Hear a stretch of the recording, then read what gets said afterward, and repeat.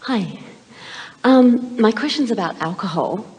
So, How odd. so of course I've been drinking a little bit more than I normally would here because it's free-flowing and it's wonderful.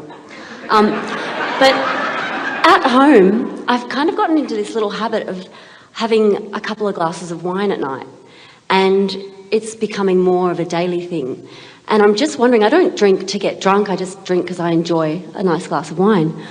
But I'm really curious to know whether that is affecting my focus. Like, does alcohol cause you to be a less deliberate focuser? It always affects your focus, but you don't need to be in a focusing mode all the time. In other words, it can be an enhancement of the step 3 part of the process. When you kick back a little bit, you can be more allowing. The thing is, if you're really drinking so that you're really out of focus, even though you've kicked back a little bit and your resistance is lower, you're not in a place of consciously receiving the benefit of the alignment as well. So it takes some balance in all of that. Just play with it. Okay. Yeah.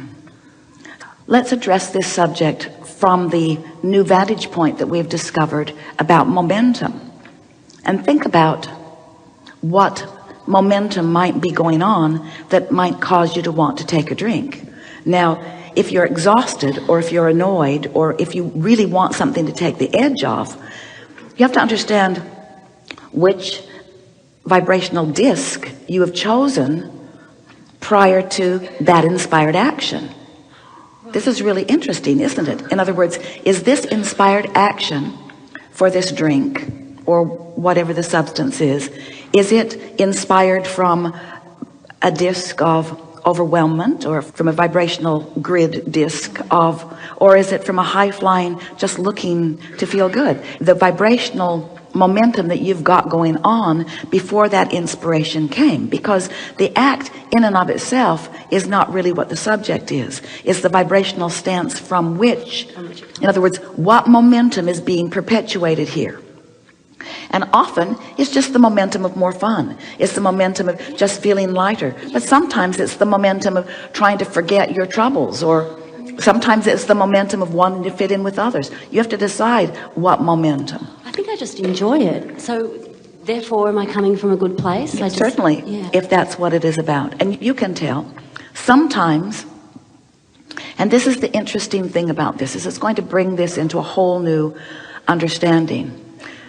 So let's say that you are in a very good place. You've been feeling really good, and the universe has gathered cooperative components who are also having a very good time, and the party is flowing and the alcohol is flowing and you are feeling good, and so are the others who are with you. And so you have a memory of that relationship under those conditions with that substance equal to good time. So you sort of make a decision that that is something that you're going to do, rather than that is something that you're going to be called to, or that is something that you're going to be inspired to. We're just encouraging that once you get a handle on this momentum, that you let the momentum carry you. So then what happens? Then the momentum can take on a whole other level. So let's say that you've introduced on a pretty regular basis quite a bit of alcohol to your system.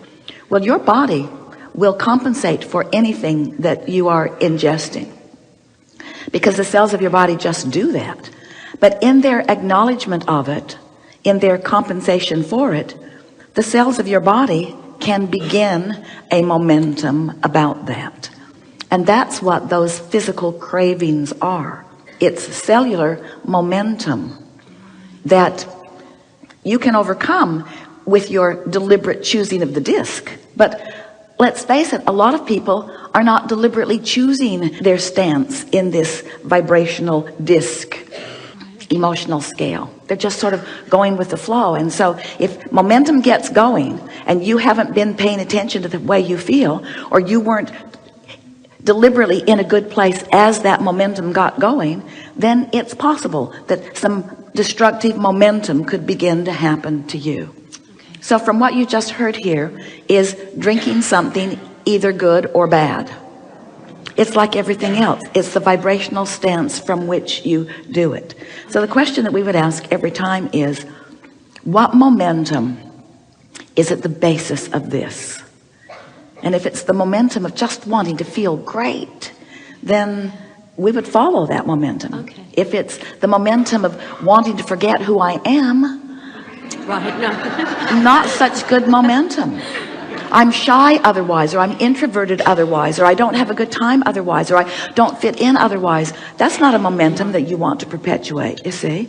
And so we hear you sometimes talk about there are happy drunks and there are mean drunks, and we say it's all about what their vibration was before they were inspired to the action, which is really irrelevant to the vibrational stance. So let's take it a little further. Does that mean that there are actions that always belong here, or actions that always belong here, or actions that always belong here? All kinds of actions from all kinds of different vibrational places. And that's why people become so confused, because they become monitors and measurers and comparers of behavior rather than being aware of the vibrational root of things. Really helpful. Yeah. What about so I don't feel like it affects my meditation. So you could say, we're interrupting you. You don't need to apologize to us.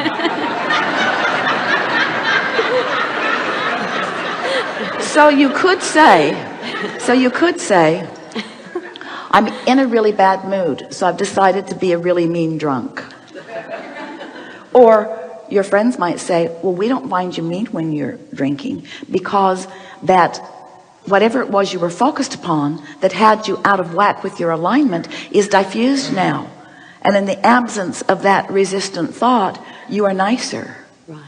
But still you're out of control if you're not doing it deliberately. Okay. Don't you think?